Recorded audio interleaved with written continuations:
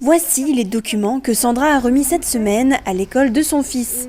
Des certificats médicaux qui dispensent Théo de port du masque en raison de son épilepsie.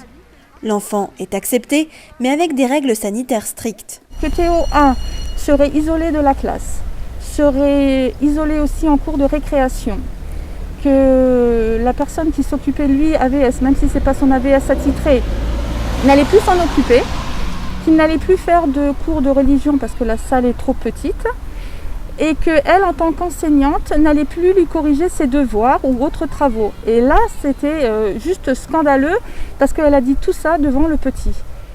L'établissement suit le protocole donné par la hiérarchie.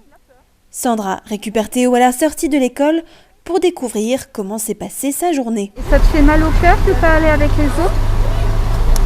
Mais je suis y allée. Avec le masque ou sans le masque? Avec le masque. Et si tu n'as pas le masque, est-ce que tu as le droit ou tu n'as pas le droit? J'ai pas le droit. J'ai plus envie. T'as plus envie? Mais pourquoi? Parce que j'ai pas envie de lire. T'as pas envie de lire? De retour à la maison, Théo a du mal à se plonger dans ses devoirs. Il rencontre des difficultés depuis la mise en place des règles sanitaires dans les établissements scolaires.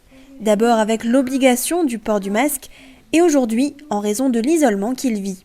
Le personnel enseignant, je peux comprendre qu'ils aient des peurs par rapport à leur hiérarchie. On ne s'approche même plus d'un enfant sans un masque pour l'aider à l'école, alors que c'est justement là où il doit faire son apprentissage. C'est là où il apprend à écrire, à lire, enfin les bases, et bien là on le rejette totalement. Voilà. Sandra veut aujourd'hui alerter et aider les autres parents d'élèves qui pourraient se retrouver dans la même situation.